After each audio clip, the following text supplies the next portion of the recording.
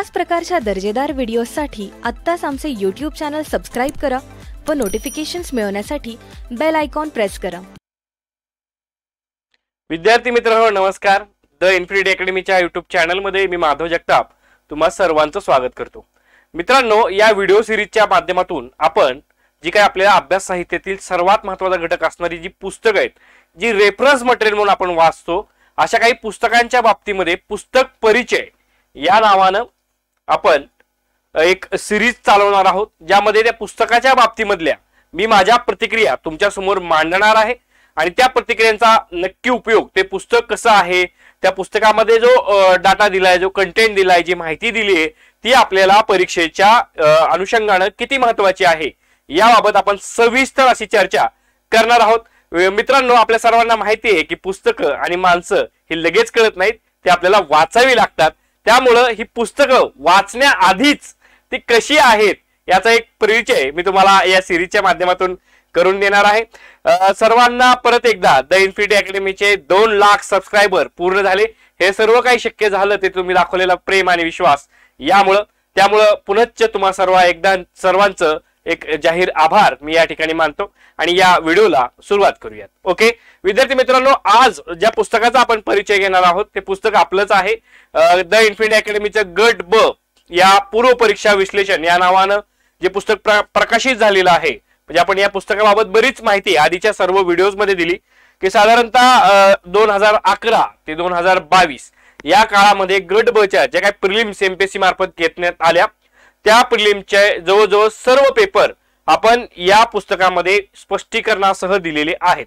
आता या पुस्तकाची जर आपण अनुक्रमणिका किंवा जी इंडेक्स आहे ती जर पाहिली तर यामध्ये सुरुवातीला तुम्हाला पहिल्यांदा काय मिळतंय, तर यामध्ये सुरुवातीला तुम्हाला मिळत आहे 8 ऑक्टोबर 2022 चा जो पेपर झालाय तो पेपर आपण इकडे विश्लेषणासह दिलेला आहे। म्हणजे काय केले की फक्त विषय निहाय, म्हणजे या पुस्तकात कशी मांडणी आहे बघा याची, तर 2011 ते 2022 पर्यंत झालेले सर्व इतिहासाचे प्रश्न, भारताच्या भूगोलाचे प्रश्न, महाराष्ट्राच्या भूगोलाचे प्रश्न, राज्यघटना, अर्थशास्त्र, विज्ञान, जीवशास्त्र, भौतिकशास्त्र, रसायनशास्त्र, अंकगणित आणि बुद्धिमत्ता आणि शेवटी मग चालू घडामोडी, असे जे काही आपल्या अभ्यासक्रमामधले अभ्यास विषय आहेत अशा प्रत्येक विषयाला एक मांडणी करून विषयानुसार घटकनुसार त्याची मांडणी करून ती पुस्तक आपण आणलं। आणि इतर जी पुस्तकं आहेत आणि यामध्ये काय जो मेजर फरक आहे तो फरक असा आहे की ही मांडणीपर्यंत ठीक आहे, परंतु जो प्रश्न तुम्हाला दिले गेलेला आहे त्याचे जे 4 ऑप्शन्स, जे 4 पर्याय तिकडे दिले गेलेले आहेत, त्या 4ही पर्यायांचं आणि खास करून त्या उत्तराचं विश्लेषण करणारं हे एकमेव पुस्तक ठरतं। त्यामुळं हे पुस्तक जे आहे याचं वेगळेपण जे आहे, यातून आपल्या अभ्यास साहित्यातील एक महत्त्वाचा घटक असणार हे पुस्तक आणि ते नेमकेपणाने कसं आहे हे जर आपण पाहिलं, आता उदाहरण दाखल आपण बघूयात की इतिहास हा विषय घेतलाय, मग इतिहासाची एक सेपरेट इंडेक्स दिली आहे, त्यामध्ये अगदी 1857च्या पूर्व उठावाचा जो कालखंड आहे तिथपासून ते अगदी आदिवासी चळवळीपर्यंत म्हणजे एकूण 19 घटक आणि 20वा असा घटक दिलाय की मिसलेनियस, म्हणजे ज्यामध्ये जी इतिहासाच्या संदर्भामध्ये कुठल्याही उपघटका अंतर्गत न येणारी माहिती ती इतर या घटकाखाली आपण दिलेली आहे। आणि अशा प्रकारे जर आपण पाहिलं तर इतिहासातले सगळे महत्त्वाचे उपघटक या पुस्तकामध्ये कव्हर केलेले आहेत। आता विद्यार्थी मित्रांचा, खास करून नव्याने तयारी करणाऱ्या विद्यार्थी मित्रांचा एक मोठा प्रश्न असतो की सर नेमका अभ्यासक्रम काय, आणि तो अभ्यासक्रम असेल जरी तर त्या आयोगाने काय केले की एक ठळक दिलंय की आधुनिक भारताचा इतिहास महाराष्ट्राच्या विशेष संदर्भासह इतकंच दिलंय। आणि मग त्यामध्ये नेमकेपणाने काय असणार आहे, कुठूनचा इतिहास कुठपर्यंत आम्हाला करायचा आहे, नेमकं कोणत्या मुद्द्यांवरती आम्हाला फोकस करायचा आहे हे समजत नाही। आणि त्यासाठी म्हणून जर हे एवढे जे घटक आहेत, हे एवढे घटक आपण गांभीर्यपूर्वक जरी अभ्यासले तरी आपल्याला इतिहास या विषयाची परिपूर्ण अशी तयारी मी म्हणेन होईल। दुसरे जे विषय आहेत त्यांचंही तसंच केलंय, त्यामध्ये भारताचा भूगोल बघा, त्यामध्ये भारताचे स्थान पासून ते लोकसंख्या, जनगणना, नागरीकरण इथपर्यंतच्या बाबतीमध्ये भारताचा भूगोल सेपरेट दिलाय।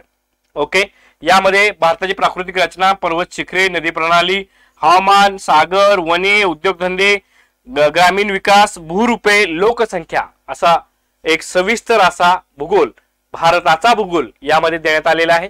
त्यासोबत महाराष्ट्राचा भूगोल, आता आयोगाने म्हटलंय की भारताचा भूगोल त्यासोबत महाराष्ट्राच्या विशेष संदर्भात, मग या महाराष्ट्राच्या भूगोलामध्ये महाराष्ट्राचं स्थान आणि विस्तार इथपासून सुरुवात करून ते महाराष्ट्राची असणारी लोकसंख्या आणि मग त्यामध्ये हे सगळे पॉइंट्स आपण कव्हर केलेले आहेत, ज्यामध्ये मृदा आहे, वन आहेत, नदी प्रणाली आहे, जलसिंचन आहे, शेती आहे, दळणवळण आहे, पर्यटन आहे, असे भूगोलाचे खास करून महाराष्ट्राच्या भूगोलाचे जे महत्वाचे उपघटक आहेत ते सर्व उपघटक आणि त्यावरती आयोगाने विचारलेले प्रश्न आणि त्या प्रत्येक प्रश्नाचं स्पष्टीकरण देणारं हे एकमेव पुस्तक आहे. ते स्पष्टीकरण आणि ते प्रश्न सुद्धा याच व्हिडिओमध्ये आपण पुढे एक काही सॅम्पल क्वेश्चन्स मी निवडलेत की जेणेकरून आपल्याला कळेल की या पुस्तकाने नेमकं केलंय तरी काय आणि त्याची जो दर्जा आहे, जो दर्जा आयोगाला अपेक्षित दर्जा आहे, तो दर्जा या पुस्तकाच्या कंटेंट मध्ये आहे की नाही याच्यावर सुद्धा आपण भाष्य करणार आहोत.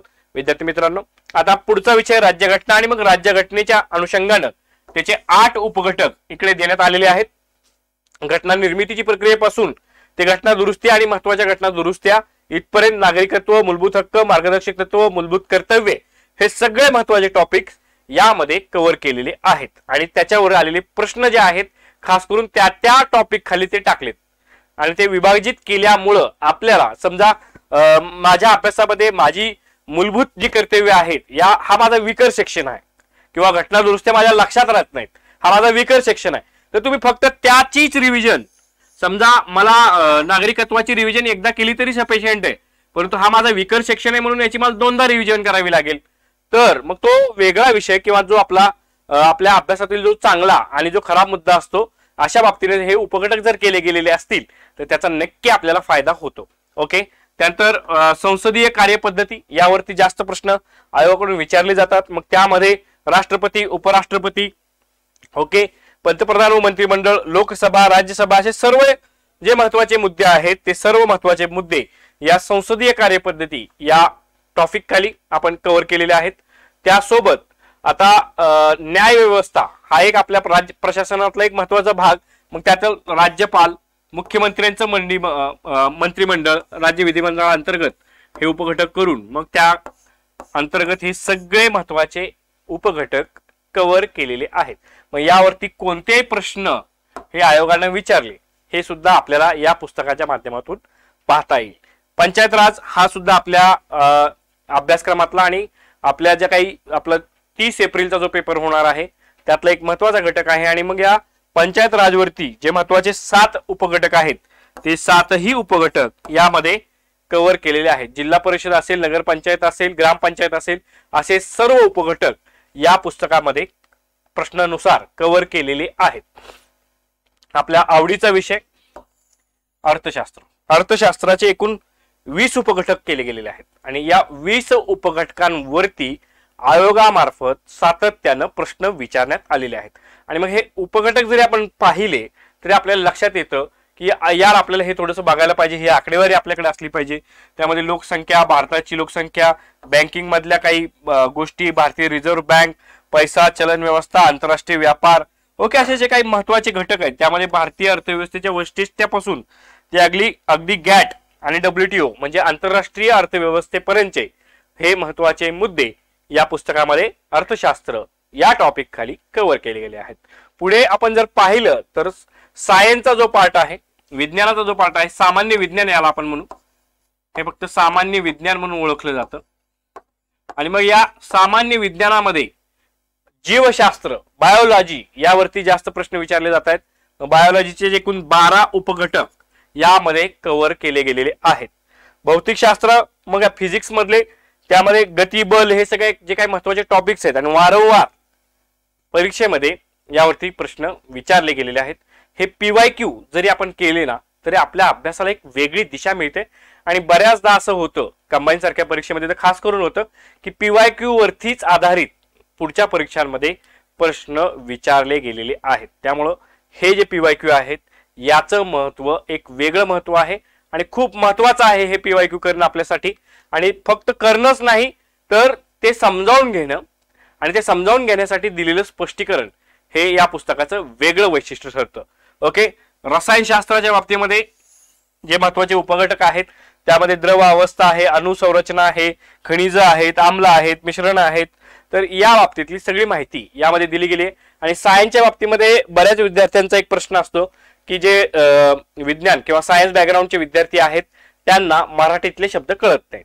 मग यावरती सुद्धा आपण हे सायन्सचे जे प्रश्न आहेत हे बऱ्यापैकी आपण बायलिंग्वल या पुस्तकामध्ये ठेवण्यात आलेले आहेत आणि ही चांगली बाब आहे.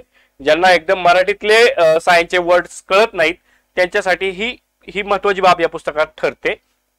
गणित आणि बुद्धिमत्ता म्हटलं की आपल्या पोटामध्ये गोळा यायला होतं, परंतु लक्षात घ्या की या गणित आणि बुद्धिमत्तेवरती आयोगामार्फत नेमके कसे प्रश्न विचारले गेलेले आहेत 2012 ते 2022. ओके, 2012 ते 2022 या कालखंडामध्ये गणित आणि बुद्धिमत्ता यावरचे सगळे प्रश्न या पुस्तकामध्ये कव्हर केलेले आहेत. विद्यार्थी मित्रांनो, आता आपली जी परीक्षा पद्धती आहे ती वस्तुनिष्ठ बहुपर्यायी पद्धतीची आहे आणि म्हणून आपल्याला जास्तीत जास्त प्रश्न सोडवण्याचा सराव किंवा आपल्याकडे एक क्वेश्चन बँक असणं गरजेचं असतं आणि त्यासाठी इन्फिनिटी अकॅडमीची इन्फिनिटी लक्षवेध नावाची एक टेस्ट सिरीज सुरू झालेली आहे, ज्यामध्ये तुम्हाला 2400 प्रश्नांचा सराव हा होणार आहे. आणि ही एक चांगली बाब आहे कारण आयोगाच्या पॅटर्नवर आधारित असणारी ही टेस्ट सिरीज आहे आणि ज्याच्या पहिल्या 2 टेस्ट तुम्हाला फ्री मध्ये अवेलेबल झालेल्या आहेत. प्रत्येक टेस्टचं व्हिडिओ अनालिसिस सुद्धा तुम्हाला दिलं जाणार आहे. ही एक महत्वाची बाब आणि ते व्हिडिओ अनालिसिस तुम्ही आवर्जून आपल्या द इन्फिनिटी अकॅडमीच्या चॅनलवरती देण्यात आले ते आवर्जून बघा आणि त्यामध्ये तुम्हाला लक्षात येईल की जे काही महत्वाचे मुद्दे आहेत ते मुद्दे त्या एका प्रश्नाच्या अनुषंगाने त्या विश्लेषणामध्ये कव्हर होत असतात. त्यामुळं 30 एप्रिलच्या परीक्षेसाठी ऑनलाईन आणि ऑफलाईन या दोन्ही माध्यमातून ही टेस्ट सिरीज तुम्हाला अवेलेबल आहे. या टेस्ट सिरीजच्या अधिक माहितीसाठी तुम्ही इन्फिनिटी अकॅडमी मानकरवाडा, मोदी गणपतीजवळ नारायणपेठ पुणे येथे किंवा 8999863938 9529988692 या नंबर्सवरती संपर्क करू शकता. टेस्ट सिरीजची फीस जी आहे ऑनलाईन साठी 999 आहे आणि जे ऑफलाईन करणार आहेत त्यांच्यासाठी 1499 इतकी फीस या टेस्ट सिरीजची नाममात्र ठेवण्यात आलेली आहे. फार फायदेशीर ठरणारी ही टेस्ट सिरीज. ओके, आता जाऊयात या पुस्तकातल्या काही प्रश्नांकडे. ओके, आता या पुस्तकाचा परिचय करून घ्यायचा आहे आणि या पुस्तकात नेमकं आहे तरी काय हे आपल्याला विस्तृतपणे पाहायचं आहे. मग त्यामध्ये बघा एक प्रश्न आहे 1857च्या उठावास काय कारणीभूत झाले. ASO 2012चा हा प्रश्न. मग त्याला 4 विधानं आहेत. डलहौसीचे आक्रमक धोरण, सामाजिक व धार्मिक जीवनातील हस्तक्षेप, सैनिकातील असंतोष, कंपनी काळातील राज्यविस्तार. हा मल्टीलायनर प्रश्न आहे आणि मग पर्याय उत्तरे अ आणि ब, ब आणि क, अ ब क, अ ब क ड असा एक मल्टीलायनर प्रश्नांचा हा पॅटर्न आयोगानं अवलंबला आणि त्यातून बऱ्यापैकी प्रश्न असेच विचारले जात आहेत. विद्यार्थ्यांचा गोंधळ आणि किंवा टाइम कन्झ्युमिंग आपल्याला 100 प्रश्न केवळ 60 मिनिटांमध्ये सोडवायचे असताना अशा प्रश्नांचा सराव जर आपला नसेल तर हा एकच प्रश्न आपले 2 ते 3 मिनिट खाऊन जातो आणि त्याचा ओव्हरऑल परिणाम कशावरती होतो तर 1 तासामध्ये आपले 100 प्रश्न वाचून सुद्धा होत नाहीत आणि आपला अटेम्प्ट हा कमी राहतो आणि त्यामुळे साहजिक आपला जो स्कोर आहे तो सुद्धा कमी राहतो आणि आपल्याला माहिती आहे की जास्त फरक मेरिट मध्ये पडत नाही. 2 किंवा 3 मार्काचा फरक आपल्यामध्ये आणि कट ऑफ मध्ये राहतो. त्यामुळे अशा प्रश्नांचा सराव हा जास्तीत जास्त सराव आपण केला पाहिजे. आणि मग याचं स्पष्टीकरण बघा काय दिलंय. उत्तर काय दिलंय की अ ब क ड. हे अ ब क ड 4ही विधानं ही 1857च्या उठावास कारणीभूत ठरली. ओके, मग त्याचं विस्तृत असं विश्लेषण 1857च्या उठावाची कारण, त्यामध्ये मग राजकीय कारण, सामाजिक कारण, धार्मिक कारण आणि आर्थिक कारण अशा प्रकारे त्याची वर्गवारी करून हे त्याचं पूर्ण विश्लेषण इथं त्या प्रश्नाचं दिलं गेलं. ओके, आता पुढचं बघा 1857च्या उठावाचे तात्कालिक कारण काय होते. PSI 2012 त्यावेळेस परीक्षा वेगवेगळ्या व्हायच्या प्रीच्या सुद्धा. मग गायची व डुकराची चरबी असलेल्या काडतुसाचा उपयोग, अनेक संस्थांनी खालसा करणे, ख्रिश्चन धर्म प्रसार करणे, पदव्या वतने, पेन्शन रद्द करणे. ओके, आता याचं उत्तर तुम्हाला सर्वांना माहिती आहे की तात्कालिक कारण काय होतं तर पर्याय क्रमांक 1 हा सरळ वन लाइनर क्वेश्चन असं आपण याला म्हणतो. ओके, मग याचं स्पष्टीकरण सुद्धा तितक्या छान पद्धतीने दिलं गेलेलं आहे. स्पष्टीकरण मी थोडक्यामध्ये वाचतो. 1857च्या उठावाला ईस्ट इंडिया कंपनीची जुलमी राजवट तसेच कंपनीचा भारतातील सामाजिक, धार्मिक, राजकीय, आर्थिक जीवनातील हस्तक्षेप कारणीभूत होता. मात्र वरील कारणांसोबत काडतूस प्रकरण हे तत्कालीन कारण ठरले, कारण यान्वये सैनिकांनी बंदुकीची काडतुसे वापरताना या काडतुसाची आवरणे दातांनी तोडावी लागत, या काडतुसांना गायची व डुकराची चरबी लावलेली आहे अशी बातमी लष्करामध्ये पसरताच हिंदू मुस्लिम सैनिकांच्या धर्मभावना दुखावल्या गेल्या आणि ते बंड करून उठले. हेच 1857च्या उठावाचे तात्कालिक कारण ठरते. तर अशा प्रकारे आपल्याला तो पर्याय उत्तर म्हणून का आहे याचं स्पष्टीकरण देणारं हे पुस्तक आहे आणि खूप चांगली बाब आपल्यासाठी होईल ती. आता जर आपण पुढचा प्रश्न बघितला, काँग्रेस पूर्व संघटना व कार्य असा एक सब टॉपिक सुद्धा तिकडे दिला गेला आणि मग त्यामध्ये 1873 मध्ये बंगालमधील कोणत्या जिल्ह्यातील शेतकऱ्यांनी शेतकऱ्यांची संघटना स्थापन केली. आता 2018चा जो कंबाईनचा परीक्षा झाली त्या कंबाईन मधला प्रीचा मधला हा प्रश्न, त्यामधले राजमहल, मुर्शिदाबाद, भागलपूर, पबना. उत्तर आपल्याला काय माहिती आहे, तो पबना 4. मग त्याचं स्पष्टीकरण बघा कसं आहे. ब्रिटिशांची जमीन महसूल प्रणाली जुलमी स्वरूपाची होती. महसूल वसूल करणारे जमीनदार पीक येवो अथवा न येवो शेती व उत्पन्नापेक्षा जास्त महसूल रोखीने व धान्याच्या स्वरूपात वसूल करत, त्यावेळी दयामाया न दाखवता अत्यंत जुलमाने शेतसारा वसूल करत. सरकार व जमीनदारांच्या जुलुमामुळे ईशानचंद्र रॉय यांच्या नेतृत्वाखाली शेतकऱ्यांनी एकत्र येऊन जमीनदारी विरुद्ध 1873 रोजी बंडाचा झेंडा उभारला. पबना या ठिकाणी ईशानचंद्र रॉय. ओके, म्हणजे या स्पष्टीकरणातून फक्त आपल्याला उत्तरच कळालं नाही तर त्या उत्तराला अनुसरून असणारी सगळी पार्श्वभूमी या स्पष्टीकरणामुळे आपली क्लिअर झाली. असं प्रत्येक प्रश्नाचं स्पष्टीकरण, प्रत्येक विषयाचं स्पष्टीकरण देणारं हे पुस्तक आहे. विद्यार्थी मित्रांनो, अतिशय छान बाब आहे की आपल्या सर्वांना एक चांगला कंटेंट या पुस्तकाच्या माध्यमातून उपलब्ध झालेला आहे. ओके, तर त्यासाठी तुम्ही आवर्जून हे पुस्तक बघा. या व्हिडिओमध्ये अजून आपण आणखीन काही प्रश्न घेणार आहोत. त्यामध्ये आता पुढचा एक प्रश्न घेऊयात. पुढील वाक्य योग्यरित्या पूर्ण करावे. कधीचा प्रश्न आहे, PSI पूर्व परीक्षा 2013 जुना प्रश्न आहे. गोंडवाना हा एक मोठा भूभाग होता, त्या अंतर्गत असलेला भूभाग टिंब टिंब टिंब टिंब. ओके, मग यामध्ये दक्षिण America, Africa, Europe, Antarctica, Bharat, Australia, Africa, दक्षिण अमेरिका, अंटार्क्टिका, उत्तर अमेरिका, दक्षिण America, Europe, Australia, Bharat, Australia, Africa, उत्तर अमेरिका, दक्षिण अमेरिका. आता गोंडवानाचा पाठ असणारे कुठले देश आहेत हे आपल्याला बघायचं आहे. ओके, याचं उत्तर आपल्या सर्वांना माहिती की भारत, ऑस्ट्रेलिया, आफ्रिका, दक्षिण अमेरिका, अंटार्क्टिका हे त्याचं उत्तर. आणि मग त्याचं स्पष्टीकरण किती छान दिलंय बघा. अतिशय चार्ट स्वरूपामध्ये या भूगोलाच्या प्रश्नाचं दिलेलं आहे. यामध्ये सुरुवातीला सांगितलं की अल्फ्रेड वेगनर या जर्मन हवामान विशारदाने किंवा शास्त्रज्ञाने आपल्या द कॉन्टिनेंट ड्रिफ्ट थेरी हे जे पुस्तक आहे 1912चं, यामध्ये भूखंड वहनाचा सिद्धांत या ग्रंथामध्ये ही संकल्पना मांडली आणि हा सिद्धांत भूखंड व महासागर यांच्या जी निर्मिती आहे त्या संदर्भामध्ये हा सिद्धांत भाष्य करतो. विद्यार्थी मित्रांनो, आता रिसेंट मध्ये झालेल्या तुमच्या जी तांत्रिक सेवेची पूर्वपरीक्षा झाली त्यामध्ये वेगनरच्या सिद्धांतावरती प्रश्न विचारला गेला. म्हणजे हा PYQ करत असताना आपला तो पूर्ण आपण हे स्पष्टीकरण दिलं असल्यामुळं ही पूर्ण तयारी आपली होते. बघा, वेगनरच्या म्हणण्याप्रमाणे कार्बोनिफेरस कालखंडाच्या पूर्वी सर्व खंडांचा भाग मिळून एकच भूखंड होता. आता जे काही 7 खंड आहेत असं नव्हतं, एकच भूखंड होता आणि व त्यामुळे त्याला वेढणारा एक विशाल महासागर होता. म्हणजे एक भूखंड, ही समजा आपली पृथ्वी गोल आहे आणि या पृथ्वी गोलमध्ये हा एकच भूखंड आणि हा त्याच्या कडेने असणारा सागर. ओके, हे सगळं पाणी. ओके, ही जमीन आणि हे साधारणतः पाणी. ओके, ठीक आहे. मग काय झालं, विशाल भूखंडास वेगनरने पॅन्जिया म्हटलं. हा जो एकच भूखंड आहे याला त्यानं पॅन्जिया म्हटलं. ओके, याला त्यानं पॅन्जिया म्हटलं. ठीक आहे. आणि जो सागर आहे, महासागर आहे, त्यानं पॅन्थलसा असं त्या महासागराला नाव दिलं. असं नाव त्याला दिलं. ओके, वेगनरने म्हटले की 200 दशलक्ष वर्षापूर्वी कार्बोनिफेरस कालखंडानंतर पॅन्जियाच्या विखंडनास सुरुवात झाली. म्हणजे हा काही जो भूखंड आहे याचे भाग व्हायला किंवा जे तुकडे व्हायला सुरुवात झाली आणि त्यानंतर 1-2 मोठे भूखंड तयार झाले. त्यामधले उत्तरेकडचा जो भूखंड आहे त्याला त्याने लॉरेन्शिया असं नाव दिलं आणि जो दक्षिणेकडचा भाग आहे त्या दक्षिणेकडच्या भागाला त्यानं गोंडवाना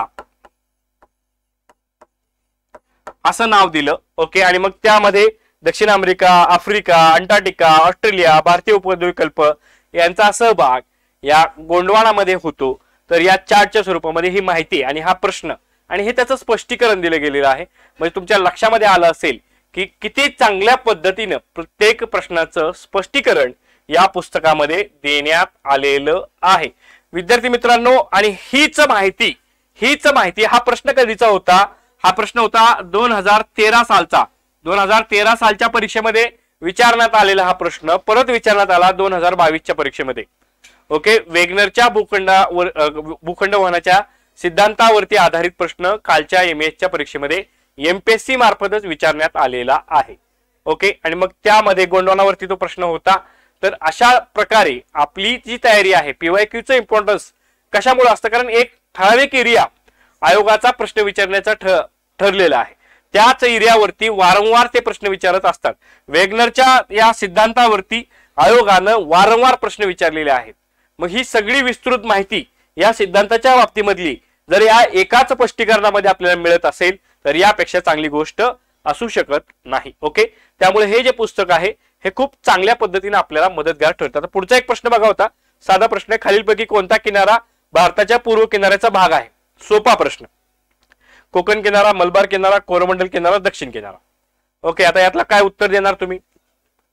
तर कोरोमंडल किनारा. आणि मग स्पष्टीकरण बघा, या इतक्या पॉइंटच्या आधारे भारतीय मुख्यभूमीच्या सागर किनाऱ्याची लांबी 6100 किलोमीटर आहे. पश्चिम किनारी प्रदेशामध्ये गुजरातमधील कच्छच्या आखातापासून ते कन्याकुमारी पर्यंत आहे. पश्चिम किनाऱ्यात सह्याद्री समांतर आहे. पश्चिम किनाऱ्याबद्दलची माहिती, पूर्व किनाऱ्याबद्दलची माहिती, अशा प्रकारे स्पष्टीकरण देणारं हे पुस्तक ठरतं. इतिहास बघितला, भूगोल बघितला. आता पुढचा जर आपण विषय बघितला तर तो आहे राज्यशास्त्र किंवा पॉलिटी. या पॉलिटीमध्ये सुद्धा तशाच पद्धतीनं प्रश्नांचं स्पष्टीकरण दिलं गेलेलं आहे. सरकारी आयोग टिंबटिंब यासाठी अनुकूल होता. संयुक्त पूर्व परीक्षा 2021 मधला हा प्रश्न आहे. आणि मग 4 पर्याय आहेत. राज्यपाल पद रद्द करावे, अखिल भारतीय सेवा रद्द कराव्यात, आंतरराज्य परिषद रद्द कराव्यात, वरीलपैकी एकही नाही. सरकारी आयोग टिंबटिंब यासाठी अनुकूल होता. आता स्पष्टीकरण बघा, राज्यपाल ही उच्च पदस्थ व्यक्ती असावी. आता याचं उत्तर वरीलपैकी एकही नाही. ओके, मग या 3ही पर्यायांसाठी तो अनुकूल नव्हता. तर कशासाठी अनुकूल होता सरकारी आयोग? राज्यपाल ही उच्च पदस्थ व्यक्ती असावी व ती संबंधित राज्यातील व्यक्ती नसावी अशी शिफारस या सरकारी आयोगानं केलेली आहे. संबंधित राज्यातील व्यक्ती त्या राज्याची राज्यपाल असत नाही. अखिल भारतीय सेवा रद्द कराव्या अशी शिफारस राजमन्नार समितीने केलेली होती. ओके, इथं अखिल भारतीय सेवा रद्द कराव्यात असा ऑप्शन होता, परंतु तो कोणा संदर्भात आहे? तर तो आहे राजमन्नार समितीच्या बाबतीमध्ये.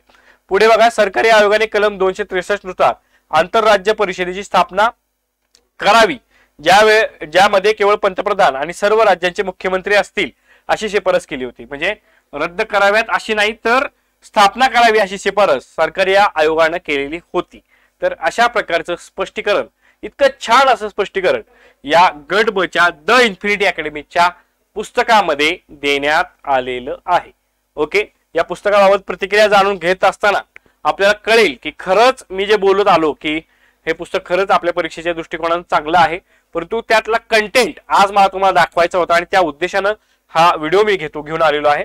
बघा, आता पंचवार्षिक योजनांवरती सातत्याने प्रश्न विचारले जातात. ओके, आणि म्हणून या पंचवार्षिक योजना एका स्पष्टीकरणामध्ये कशा देण्यात आलेल्या आहेत बघा. तर हे पूर्ण पंचवार्षिक योजना इकडे 12च्या 12 देण्यात आल्या. मग त्यामधला मुख्य भर कशावरती आहे, त्याचं प्रतिमान कशावरती आहे, आर्थिक वृद्धी दर दोन्हीमध्ये कसा होता, त्यांचं जे संकल्पित जे टार्गेट होतं ते अचीव झालं का, साध्य किती झालं, सार्वजनिक क्षेत्रावरती खर्च किती करण्यात आला, कुठल्या क्षेत्रावरती जास्त भर त्या पंचवार्षिक योजनेत देण्यात आलेला. सगळ्यात जास्त प्रश्न जर पीवायक्यू तुम्ही जर पाहिले तर या पंचवार्षिक योजनेवरती आहेत. आणि म्हणून हा एक महत्वाचा पार्ट आहे आपल्या परीक्षेचा. म्हणून अर्थशास्त्रातला हा महत्वाचा भाग हा अशा मोठ्या चार्टच्या स्वरूपामध्ये की जे पुस्तकांमध्ये सुद्धा अशा पद्धतीत आपल्याला मिळत नाही, या स्पष्टीकरणामध्ये आपल्याला देण्यात आलेला आहे.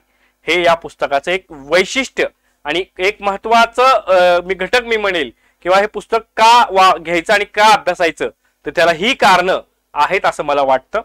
पुढे बघूयात. आता साधारणतः गणित आणि बुद्धिमत्ता म्हटलं की आपल्याला बऱ्यापैकी बऱ्याच लोकांना टेन्शन यायला सुरुवात होते.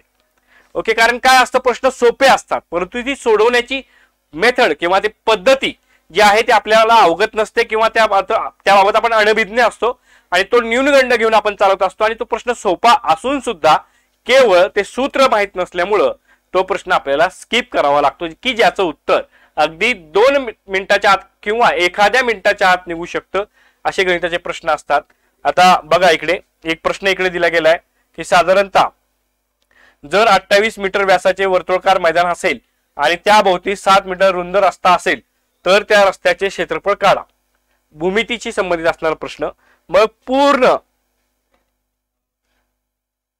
3 प्रकारे तुम्हाला त्याचं स्पष्टीकरण देण्यात आलेलं आहे।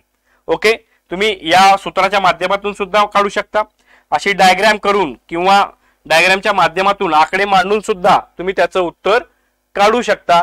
हे अशा पद्धतीनं हे जे आहे या प्रत्येक प्रश्नाचं या गणिताच्या आणि बुद्धिमत्तेच्या प्रश्नाचं स्पष्टीकरण देणारं हे माझ्या मते तरी एकमेव पुस्तक आहे। ओके, त्यानंतर जर आपण काही गणिताचे प्रश्न जर पुढे बघितले बुद्धिमत्तेचे खास करून, ओके, आता असे प्रश्न फार विचारले जात आहेत। हा प्रश्न थोडा इथे ब्लर आहे, मी बघा वाचून दाखवतो की खालील प्रश्न दिलेल्या माहितीवरती आधारित, एक माहिती दिली जाते आणि त्या माहितीवरती आधारित प्रश्न विचारला जातो। एकूण 6 माहिती दिली, म्हणजे ही सिटिंग अरेंजमेंटचा हा प्रश्न आहे। सिटिंग अरेंजमेंट बैठक व्यवस्थेवरती आधारित हा प्रश्न आहे। दक्षिणेकडे तोंड असलेल्या 5 व्यक्ती ABCDE या उत्तरेकडे तोंड करून बसलेल्या 5 व्यक्ती MNOPQ परस्परांसमोर समांतर रांगेमध्ये बसल्या आहेत। मग त्याच्या कंडिशन्स दिल्या आहेत। E हा असा बसलाय, C हा असा बसलाय, B असा बसलाय, M हा रांगेच्या टोकाला बसला आहे, PQ याच्या डावीकडे लागून बसला आहे वगैरे असे स्पष्टीकरण दिलं।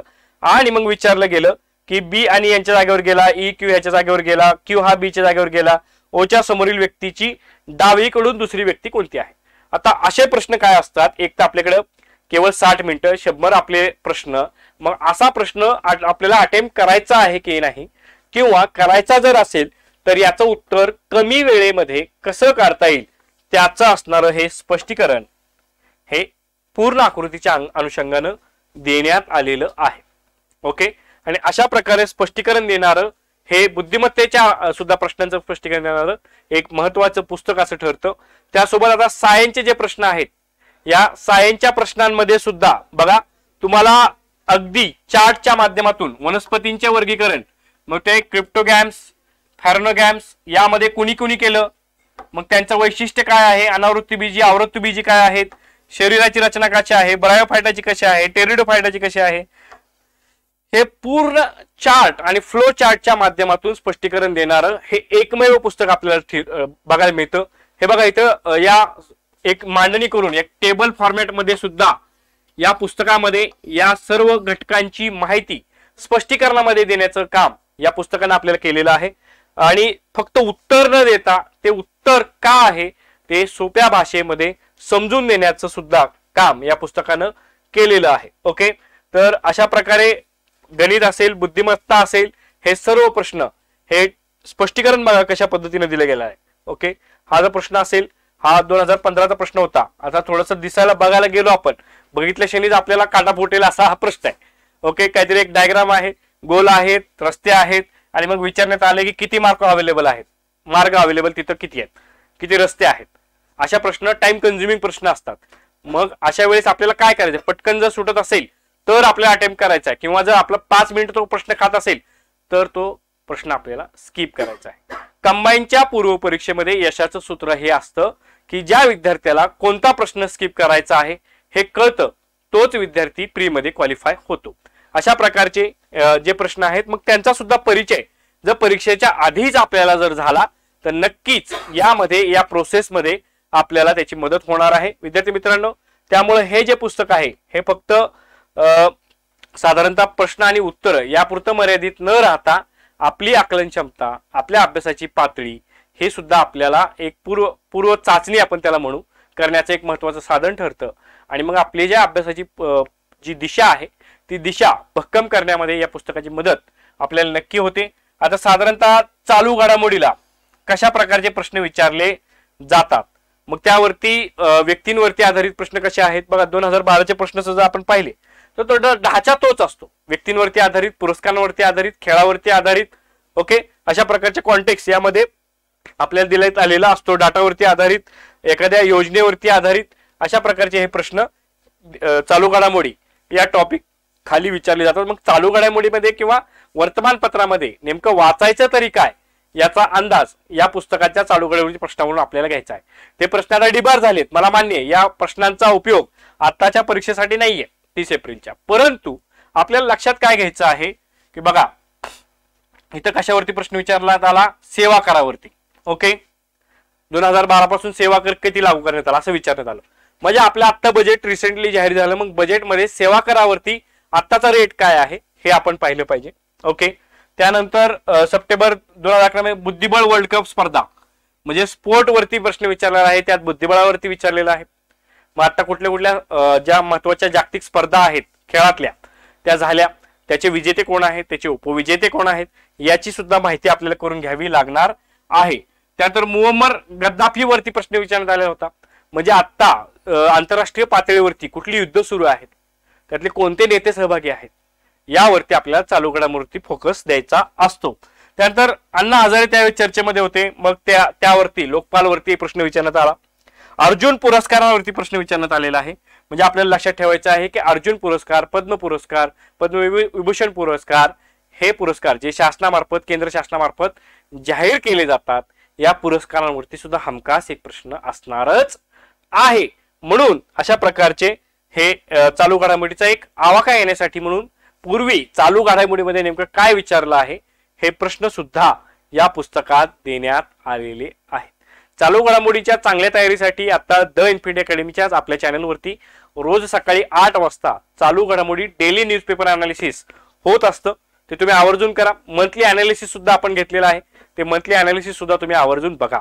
ओके, या पुस्तकासोबत द इन्फिनिटी अकॅडमीचं परिपूर्ण तयारी गट क मार्गदर्शक म्हणून प्रसिद्ध झालेलं आहे. यामध्ये तुम्हाला अर्थशास्त्र, सामान्य ज्ञान, नागरिकशास्त्र, भूगोल, इतिहास, अंकगणित आणि बुद्धिमत्ता हे विषय गाईड स्वरूपामध्ये देण्यात आलेले आहेत. 1500 प्रश्न यामध्ये देण्यात आलेले आहेत. हे सुद्धा एक चांगलं पुस्तक आहे आणि हे पुस्तक तुम्हाला 50% सवलतीमध्ये अवेलेबल आहे. कुठे तर abcbook.in या वेबसाईट वरती जायचं, तिकडून हे पुस्तक तुम्ही ऑर्डर करू शकता. या पुस्तकासंदर्भात काही अडचणी असतील तर 9607 155111 या नंबरला तुम्ही संपर्क करा, त्या नंबरवरती तुम्हाला मदत केली जाईल. आता ज्या पुस्तकाचा परिचय आपण घेतला, ज्या पुस्तकाच्या प्रतिक्रिया आपण आता जाणून घेत आहोत, तर ही जी पुस्तक आहे हे गट ब पूर्व परीक्षा पुस्तक, हे पुस्तक सुद्धा आता केवळ मोजक्या दिवसांसाठी 50% सवलतीमध्ये अवेलेबल आहे. कारण पुस्तकाच्या आवृत्ती संपत आलेली आहे, नवीन आवृत्ती यायला वेळ जाईल, त्यामुळे कमी कालावधीसाठी हे पुस्तक तुम्हाला अवेलेबल झालेलं आहे. तर आजच हे पुस्तक तुम्ही ऑर्डर करा.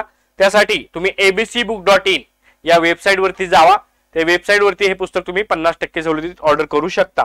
9607 155111 या ड्रीमपाथ या पुस्तक दुकानाचा, बुक होलसेलरचा हा नंबर आहे. त्या माध्यमातून हे पुस्तक तुम्हाला घरपोच किंवा जर प्रत्यक्ष येऊन घ्यायचं असेल तर कसं घेता येईल याबाबतची माहिती दिली जाईल. विद्यार्थी मित्रांनो, या सोबतच या 30 एप्रिलच्या परीक्षेसाठी द इन्फिनिटी अकॅडमीची एक ऑनलाईन आणि ऑफलाईन बॅच सुरू आहे. या बॅचच्या ऍडमिशन्स आता सुरू आहेत. बऱ्याच विद्यार्थ्यांनी ऍडमिशन केले सुद्धा आहेत. 3 ते 7 या वेळेमध्ये बॅच आहे. कालावधी याच्या 75 दिवसाचा आहे. फीज जी आहे ती केवळ 5999 आहे आणि या फीज मध्येच आपल्याला जी टेस्ट सिरीज आहे 999 रुपयाची ती मोफत मिळणार आहे. तर याचे ऍडमिशन सुद्धा ओपन आहेत. तर त्यासाठी 750 760 56 77 किंवा 93 70 42 34 72 या नंबरवरती संपर्क करा. पुण्यातला आपला पत्ता तुम्हाला सर्वांना माहिती आहे. Infinity academy, Mankarwada, Patrya Maruti Chowk, Narayanpeth, Pune. Nashik infinity academy, 2nd floor, Upadhyay classes, Ashok Stambh, Vakilwadi, Nashik. Infinity अकॅडमीचा नागपूरचा नवीन पत्ता 1st floor, topaz plaza agency building, opposite hotel orient Taibagh, great Nag road, near Vaidyanath Chowk, Nagpur या ठिकाणी आपली शाखा आहे. तर इथं सुद्धा ही पुस्तक आणि सर्व माहिती तुम्हाला दिली जाईल. तर चांगला अभ्यास करा. ही सिरीज आपण कंटिन्यू करणार आहोत. कमेंट सेक्शन मध्ये तुम्ही पुस्तकांची नावं टाका, या पुस्तकांच्या प्रतिक्रिया आम्हाला हव्या आहेत असं टाका. त्या पुस्तकांवरती आपण नक्की, इतरही प्रकाशनाच्या पुस्तकांवरती आपण व्हिडिओ नक्की बनवू आणि चांगला कंटेंट त्या पुस्तकामध्ये आहे का, कशा पद्धतीने आहे याची माहिती घेण्याचा या व्हिडिओ सिरीजच्या माध्यमातून आपण प्रयत्न करू. तर तुम्हा सर्वांना परीक्षेच्या तयारीसाठी खूप खूप शुभेच्छा. I will study I will win. Thank you.